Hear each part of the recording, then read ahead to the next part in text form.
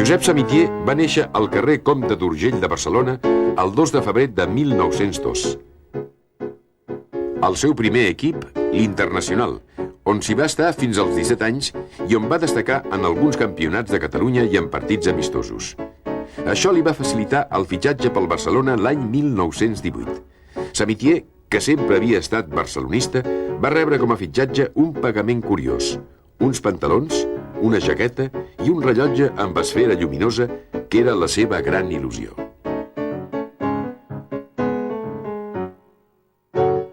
Un dia, com que sortia molt de nit, van trobar el Castillo, el Parera, el Samitier i algun més, que són els que solien anar sempre junts, van trobar uns directius del Barça a la Rambla, a les 2 de la matinada, a les 3. I aleshores es van creuar, es van parar com és natural, i els del Barça van dir: escolta, els directius, on teniu aquestes hores si demà teniu entrenament? On teniu aquestes hores tan tard? Demà no podreu entrenar. I el Samitier, que era molt flemàtic, va apretar amb les mans els dos. I ara parlo jo. Va dir: escolteu, la culpa la té la directiva del Barça. Es van quedar una mica parats, no?, perplexes. I diu: sí, perquè ens heu regalat un rellotge lluminós, ja comprendreu que no el podrem provar de dia. Aviat es va convertir en titular indiscutible i amb les seves innates qualitats pel futbol va contribuir a una de les millors etapes de l'equip. Va conquistar 10 campionats de Catalunya, 5 d'Espanya i la primera Lliga espanyola a la temporada 1928-1929. Lo ganó el Barcelona, el primero. Y fue una cosa que alegró a todos porque el Barcelona no creía en aquella época tener un buen equipo. Y los jugadores, pues había algunos de jóvenes, empujaron mucho y a los que éramos viejos, pues pudimos salvarnos y obtener el título.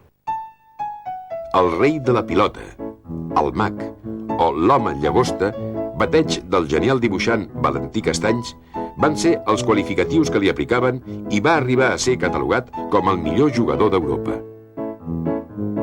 El millor jugador que hem tingut a Espanya i del món.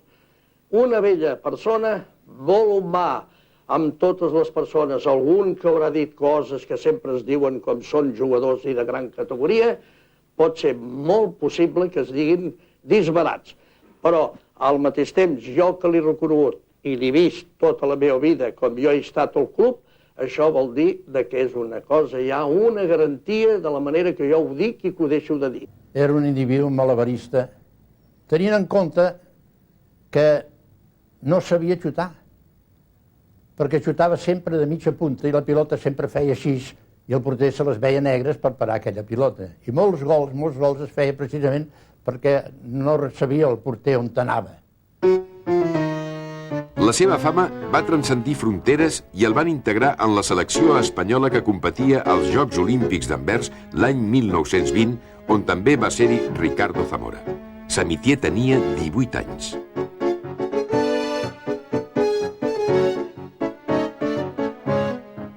Samitier, líder indiscutible, era també molt conegut en els ambients nocturns i de moda de l'època.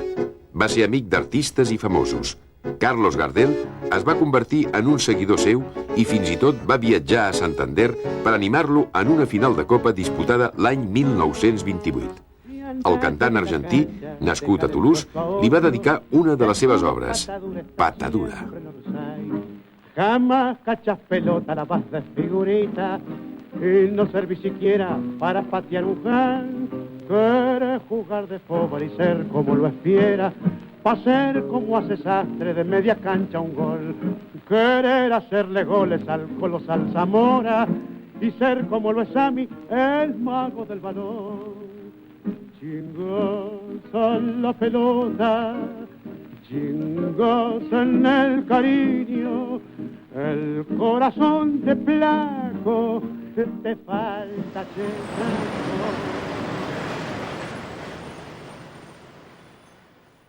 I va venir amb l'interès de conèixer el Samitier, perquè sabia que havia marcat molts gols, sembla que 60 en una temporada. I al conèixer-lo, el van a veure en el mateix hotel, que és llavors que jo el vaig conèixer. Però també no es perdia cap partit. I quan amb els seus amics Razano i Alfredo Lepera, que tots ells, per cert, van morir en el mateix accident sobre Medellín l'any 35, doncs els deia, el domingo no os comprometáis, iremos a la cancha a ver jugar al mago del balón. I aquesta frase que s'ha fet cèlebre en relació amb Samitier, amb la seva vida esportiva, la va crear el Gardel. Aquella amistat es va fer extensiva a altres jugadors com Platko, però va acabar malament. En una gira per Amèrica, Gardel va acompanyar l'equip mentre eren a l'Argentina. Els acompanyava als partits i també en les nits portenyes, cosa bastant incompatible amb el bon rendiment esportiu.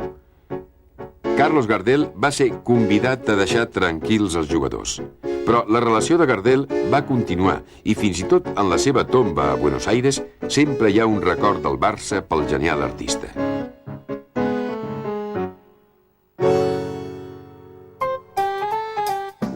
Fins 1932, Samitier va jugar amb el Barcelona un total de 454 partits i marcar 326 gols. Va ser el màxim golejador de la història del club després de Paulino Alcántara.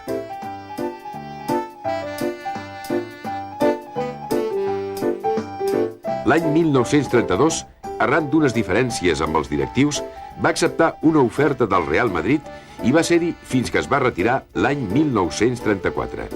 2 anys més tard, el 19 de gener de 1936, es va acomiadar de l'afició del Barcelona amb la seva samarreta en un partit amistós on va marcar el seu últim gol.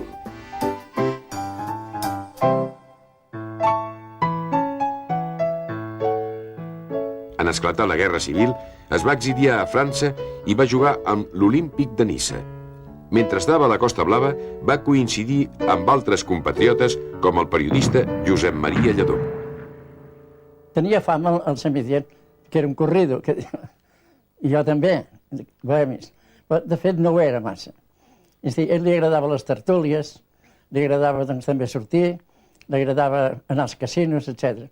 Però no en plan, diguéssim, estripat, diguéssim, de bohemi i faldiller, etc.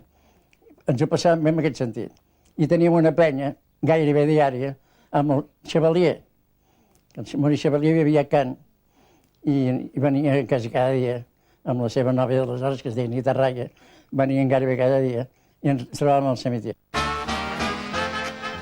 Samitier va tornar al Barcelona la temporada 1944-1945 com a entrenador i va assolir el títol de Lliga. Durant uns quants anys va viure en una habitació de l'hotel Oriente de la Rambla que li havia ofert el directiu Esteve Sala, propietari de l'hotel. Posteriorment, es va convertir en secretari tècnic del club.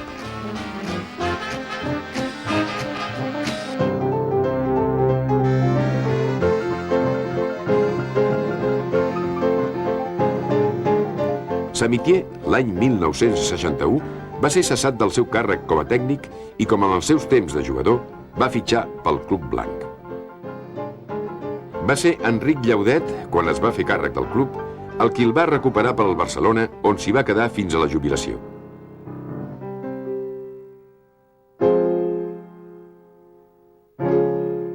Samitier va morir a Barcelona el dia 5 de maig de 1972. El seu enterrament va ser la demostració de l'estima i simpatia que havia recollit al llarg de la seva vida. Com a persona era una persona extraordinària per mi, per almenys l'home que jo he admirat. A més, era un home molt bona persona, molt bo de sentiments, vull dir, i la relació que tenia amb tots els jugadors eren com si fos el pare d'ells, perquè en aquell moment tots els jugadors que jo vaig conèixer llavors, que eren el Kubala, el Biosca, el Seguer, el Manchón, el Segarra, el Ramallers, em deixaria molts, no? Però tots aquests nois que llavors eren com si fossin fills d'ell.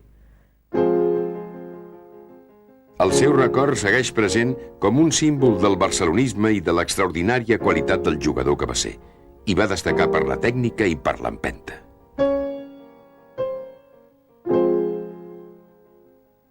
El fútbol siempre ha sido bravo, y más entre latinos.